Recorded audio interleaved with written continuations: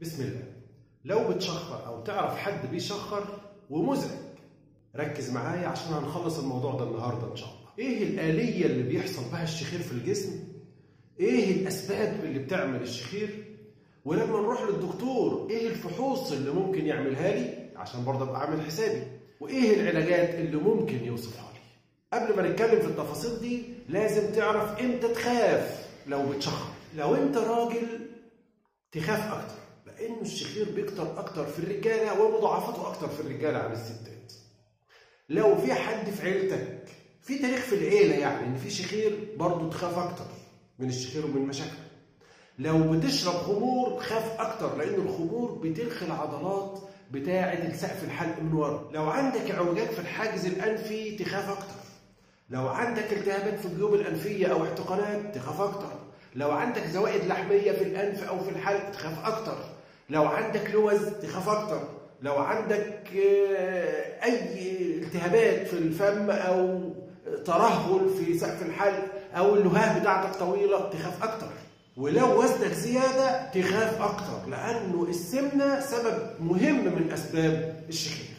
ولو أنت بتشخر أنا لابد أبقى صريح معاك وأقول لك أنت معرض لشوية مشاكل في منتهى الخطورة.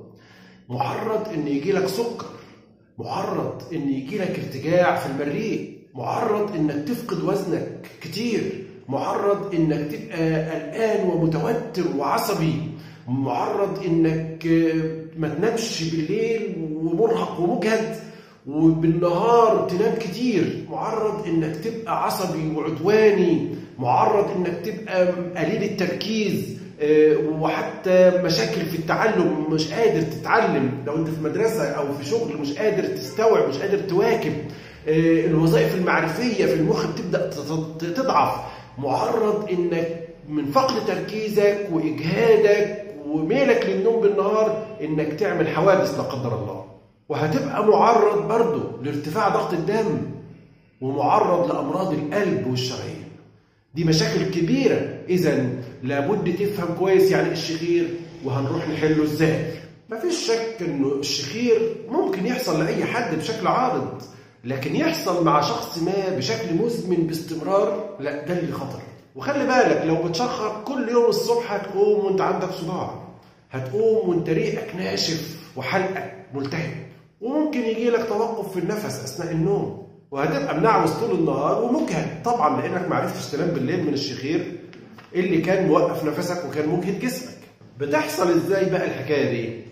اثناء نومك وعلى ظهرك بالذات. يعني الشخير بيزيد لما تكون نايم على ظهرك، لكن لما تنام على جنبك بيقل.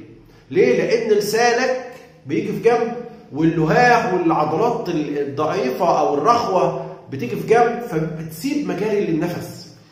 بتحصل ازاي؟ نايم على ظهرك، بتبدأ في النوم اسمه النوم الشالو، النوم الخفيف. لما بتتنقل بقى من مرحلة النوم الخفيف لمرحلة النوم العميق، فبيقوم يرتخي العضلات بتاعة اللهاه وبتاعة سقف الفم.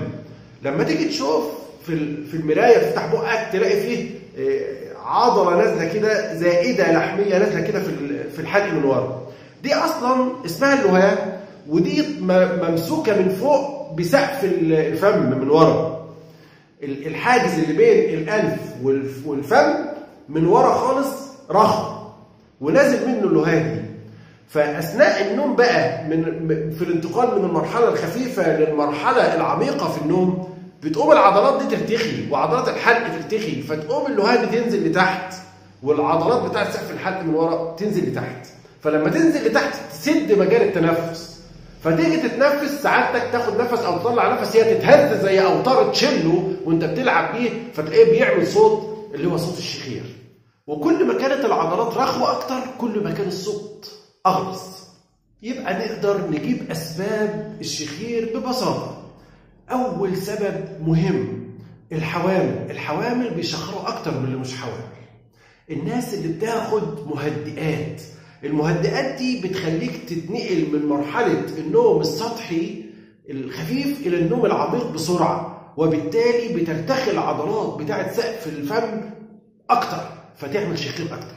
الناس اللي ما نامتش بقى لها فتره طويله وراحت تنام، في الغالب بتقوم داخله برضه من النوم السطحي للنوم العميق بسرعه، وبالتالي بيحصل ارتخاء اكتر، فيحصل الشخير اكتر. وعشان كده اللي بيدخلوا في نوم عميق بسرعه هم دول اكتر ناس يجي لهم الشخير. الناس اللي عندها ضغط عالي ممكن يجي لها شخير، الناس اللي عندها مشاكل في القلب او امراض في القلب بيجي لها شخير، الناس اللي عندها مشاكل في الجهاز التنفسي برضه بيجي لها شخير او معظمهم بيجي له شخير، الناس اللي عندها مشاكل في الفم بقى نجيب مشاكل في الاسنان، في سقف الفم، مشاكل في اللسان كبير في الحجم، مشاكل في الانف والاذن والحلق والحنجره، الحاجات دي كلها تعمل لي زي اعوجاج الحاجز الانفي يعمل شخير، التهابات او حساسيه او احتقان الجيوب الانفيه تعمل شخير، الناس اللي عندها لحميه هتعمل شخير، الناس اللي عندها تشوهات في الفكين والاسنان زي الناس اللي عندهم الفك السفلي صغير برضه هتعمل شخير، الناس اللي عندها مشاكل في العمود الفقري من ورا وبالذات من تحت الجمجمه مباشره، فدي بتقوم ضغط على الحلق من ورا فتقوم مضيقه مجال التنفس، والناس اللي عندها لوز زي ما اتفقنا، والناس السمينه برضه هيجي لها الشخير، والناس اللي بتشرب الخمره يا جماعه بيجي لها شخير. وانت رايح للدكتور عشان تشوف بقى ايه سبب الشخير ويبدا يحله لك، هو الدكتور هيعمل الاتي بالحرف الواحد زي ما الكتاب بيقول، هيفحص القلب وهيفحص الرئتين وهيفحص الكبد وهيفحص الكلى وهيفحص الغدد الصماء والسكر وهيفحص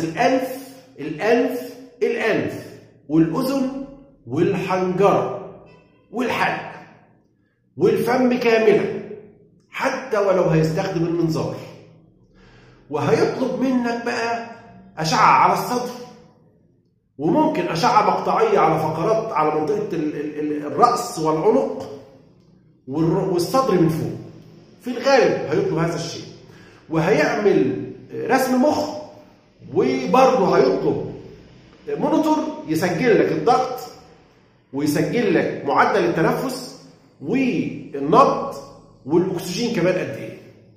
وبعد ما يوصل بقى للأسباب ويرسم صورة للواقع اللي موجود عندك يبدأ يعمل خريطة للعلاج. أما بالنسبة للعلاج وخطته كالتالي، فيه خطة اسمها الخطة العامة لكل اللي بيشخروا هيعملوا إيه. أما بقى فيه خطة خاصة لكل واحد حسب حالته.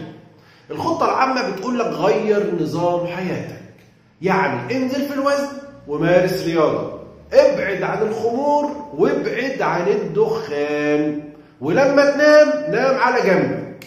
أنا مرة عملت تجربة مع أحد مرضايا بس كان قريب مني، فلدرجة إن أنا قلت له بص بقول لك أنت هتجيب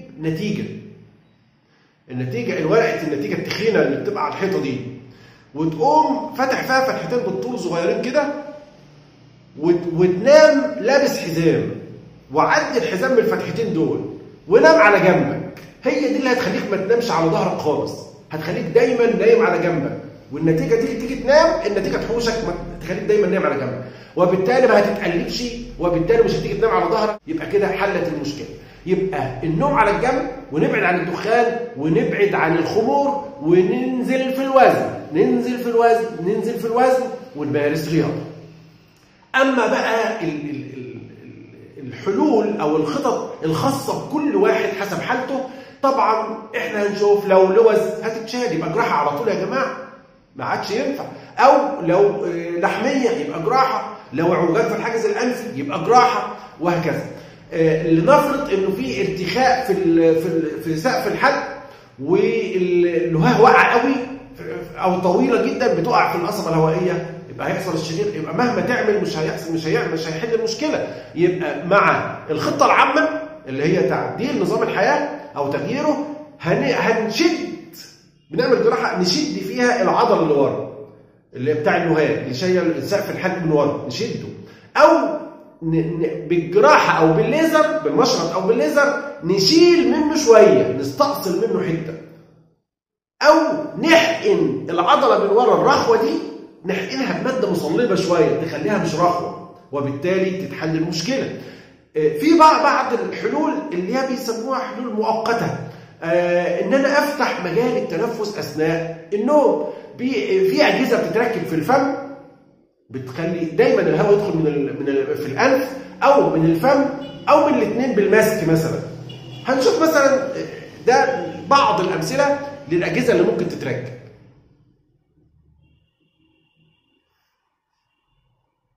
واحنا بنشوفها كده احنا لازم نفهم انه الشخير مساله مش بسيطه يا جماعه، وانها قد تكون مهدده للحياه وتعمل لي توقف للنفس اثناء النوم، وده شيء في منتهى الخطوره.